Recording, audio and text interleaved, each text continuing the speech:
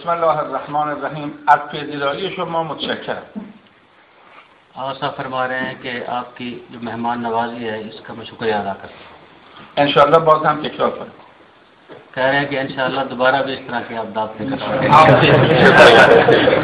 आप हमारी तरफ से भी शुक्रिया अदा करें कि तशरीफ लाई है, बाइस सब्र और इफ्तार है. مرده ها رو هفت میگیرن و 40 و سالگرد. ولی نمیدونم چرا افطاری هفته و 40 و سالگرد نداره.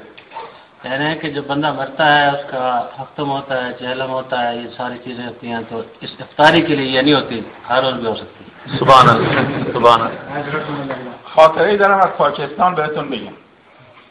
यानी पाकिस्तान से कुछ मेरे जहन में चीज़ें हैं, वो मैं कहना चाहता हूँ. چند سال پیش از ایران رفتیم پاکستان برای کنگره سخنرانی سمینار. चंद साल पहले पाकिस्तान गया था एक कॉन्फ्रेंस में इस्लामाबाद. به من گفتن این جلسه بسیار مهمه. उन्होंने कहा कि ये जो मीटिंग है, कॉन्फ्रेंस है, ये बहुत मुहिम है. اینها که نشستن همه استاد دانشگاه. जो लोग बैठे हुए सब जो हैं प्रोफेसर हैं یا خبرنگارن و صاحبان روزنامه या जो है खबरनिगार हैं और एडिटर हैं अखबारों के, و هم سنی हैं और उसमें अहले सुन्नत भी हैं, و هم वहाबी. वहाबी भी हैं. پس سه شرط دارن: سنی، وهابی، استاد دانشگاه. 3 किस्म के लोग थे, सुन्नी, वहाबी और प्रोफेसर लोग. گفتم با سنی‌ها مشکلی نداریم. फरमा रहे हैं कि सुन्नियों के साथ मैंने वहाँ का हमारा कोई प्रॉब्लम नहीं है. تو ایران 8-9 میلیون سنی हैं با هم زندگی میکنیم. ईरान में 9 मिलियन के करीब सुन्नी हैं, उनके साथ हम रहते हैं. با اساتید دانشگاه مشکل نداریم چون من خودم تو دانشگاه تدریس دارم. نماز دارم. प्रोफेसरों से भी कोई मुश्किल नहीं है, प्रॉब्लम है. खुद वहाँ प्रोफेसर हूँ, पढ़ाता हूँ यूनिवर्सिटी में और नमाज भी वहाँ पढ़ाता हूँ. اما وهابی‌ها به خاطر عقیده تند و انحرافیشون خب تعامله. लेकिन वहाँ भी जो है क्योंकि उनका अकीदा जो है मुनहरफ है, इसलिए उनके लिए कुछ है मसला. در پاکستان بحث رو شروع کردم. पाकिस्तान में बहस को शुरू किया. جمله جمله ترجمه میشد. एक एक लफ्ज़ का तर्जुमा हो रहा था. یادم نیست به اردو یا انگلیسی. याद नहीं है कि इंग्लिश में हो रहा था या उर्दू में हो रहा था. بحث خوبی شد. बहुत अच्छी बहस हुई. چند دقیقه یه بار اینها کف می‌زدن. चंद मिनट वो है वो अपने ताले बजाते रहे. آخر سخنرانی یکی از این اساتید پا شد فریاد زد. तकरीर के आखिर में एक बंदा खड़ा हो गया, उसने इतराज़ करना शुरू कर दिया. پا شد گفت احسن. तो खड़ा हो गया, ये तो आप समझ गए हैं कि बहुत अच्छा आपने. حیفش که تو شیعه هستی. लेकिन अफसोस है कि आप शिया हैं, तकरीर आपकी अच्छी है. گفتم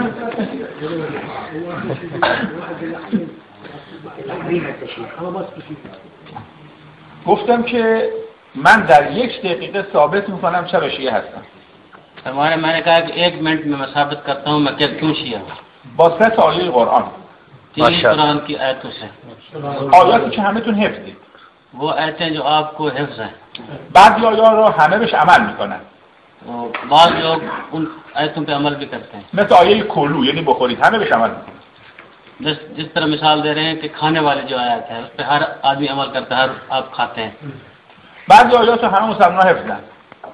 بعض आयतें तमाम मुसलमानों को, مثل الله الصمد. जिस तरह अल्लाह समद. من 1 دقیقه با 3 آیه که همتون حفظید شیعه بودن خودم ثابت میکنم.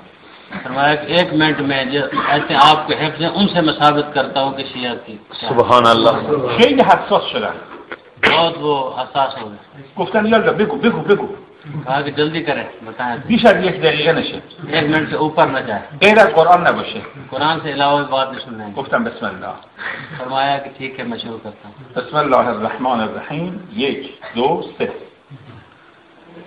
تا پیغمبر بود شیعه و سنی نبود. फरमाया कि जब पैगंबर थे शिया सुन्नी नहीं थे. ولقد کان لکم فی رسول الله اسوه. رهبر همه خود پیغمبر. तमाम के राहबर पैगंबर थे, रहनुमा पैगंबर. بعد از پیغمبر مسلمان ها 2 گروه شدن. पैगंबर के बाद मुसलमानों के 2 ग्रुप हो गए. شیعه فقهش از اهل بیت گرفت. शियों ने फिक़ह को अहले बैत से लिया है. اهل سنت از 4 تا عالم دیگه فقهش گرفت. ابو حنیفه و مالکی و شافعی و حنبلی. अहले सुन्नत ने अपने 4 इमामों से अबू हनीफा, मालिकी, शाफी, हम्बल से फिक़ह लिया. هنوز 1 دقیقه نشده. अभी 1 मिनट भी नहीं हुआ. ما که فقهمون از اهل بیت گرفتیم 3 آیه داریم. हमने जो अहले बैत से फिका ली है 3 आयतें हमारे पास हैं दलील के साथ। قرآن راجع به اهل بیت میگه یطهرکم कुरान अहले बैत की तहारत गवाही दे रहा है। هیچ کس نگفته یطهرکم مال ابو حنیفه یا شافعی یا مالکی یا حنبلی. इनमें चारों में से किसी के बारे में ये आयत नहीं है। پس اهل بیت معصومن. अहले बैत जो है मासूम है। دلیل دوم، آیه دوم، दूसरी आयत दूसरी दलील اهل بیت قرن اول بودن، 4 تا عالم شما یعنی ابو حنیفه و مالکی و شافعی حنبلی 4 تا قرن دوم هجری متولد شدن. اهل بیت قرن اول بودن، علما شما قرن دوم. ما یه قرن جلوتریم و قرآن میگه والسابقون السابقون اولئک المقربون. अहले बैत पहली सदी में थे, ये 1 सदी बाद में थे। तो कुरान कहता है जो पहले हैं तो वो मुकर्रब है वो लोग, तो लिहाजा अहले बैत मुकर्रब। سوم، همه اهل بیت شهید شدن، یکی از آیت الله شما شهید نشد. तमाम अहले बैत शहीद हुए हैं, तुम्हारे 4 इमामों में से कोई एक आयतुल्लाह भी शहीद नहीं हुआ। بنابراین من شیعه شدم به 3 دلیل. मैं शिया हुआ हूँ 3 दलीलों से। اهل بیت معصومن، अहले बैत मासूम है, اهل بیت قرن اول بودن، अहले बैत पहली सदी में थे, اهل بیت در راه خدا شهید شدن. अहले बैत खुदा के रास्ते में शहीद हुए। آیه معصوم بودن یطهرکم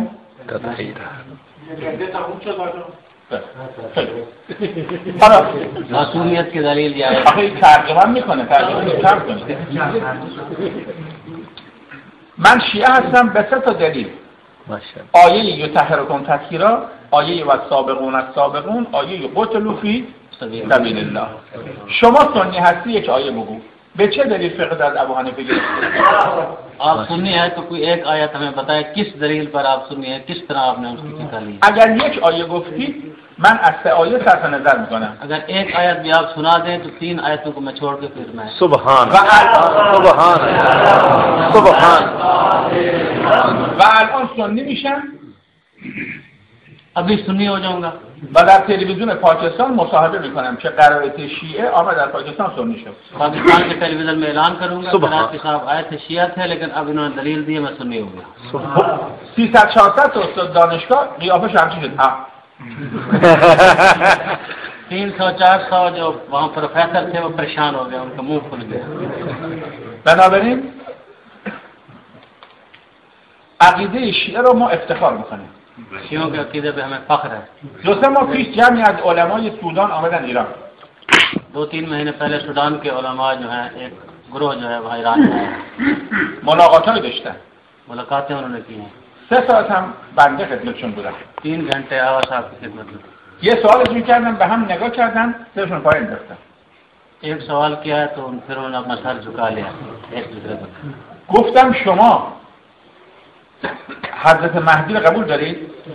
फरमाया कि आप इमाम महदी अलैहिस्सलाम को मानते हैं? گفتم بله، دوره آخر از زمان میاد دنیا رو پر از عدالت میکنه. कहा कि आखिर ज़मान में आएंगे दुनिया को अदालत से भर देंगे। گفتم اگر چنین عقیده دارید این عقیده ما هست، پس ما با هم عقیده هستیم. फरमाया कि अगर यही अकीदा है तो यही अकीदा हमारा है, बस हम आपस में एक हैं इस अकीदे में। جمع شید انتخابات حضرت مهدی رو تعیین کنید.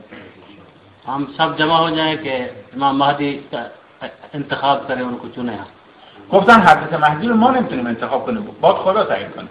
उन्होंने कहा कि इमाम महदी का हम इंतखाब नहीं कर सकते, अल्लाह ने उनको मुय्यन करना है। گفتم اگر حضرت امام رو باید خدا تعیین کنه، حضرت علی هم باید خدا تعیین کنه. वो इमाम महदी को अगर अल्लाह ने मुय्यन करना है तो हज़रत अली को भी अल्लाह ने मुय्यन करना है। چطور جمع شدید ابوبکر رو تعیین کردید؟ किस तरह आप जमा हो गए आपने अबू बकर को मुय्यन कर लिया खलीफा बना लिया? اگر امامت رو باید خدا تعیین کنه، هم اولش رو باید خدا تعیین کنه هم آخرش. अगर इमामत को खुदा मुय्यन करता है जिस तरह आखिरी करता है पहले को भी करता है। اگر هم انتخاباتیه، همینطور که اولش انتخاب کردید آخرش هم جمع شید حضرت مهدی تعیین کنه. अगर पहले इलेक्शन से बना है तो फिर आखिरी को भी बना हुआ इलेक्शन से क्यों नहीं बना? مفهوم؟ माशाअल्लाह। لکن این شیعه و سنی معناش اختلاف و درگیری نیست. मैंने शिया सुन्नी का ये मतलब नहीं कि आपस में लड़ें और इख्तलाफ। یک مثال میزنم. मिसाल में 5 تا انگوش داریم.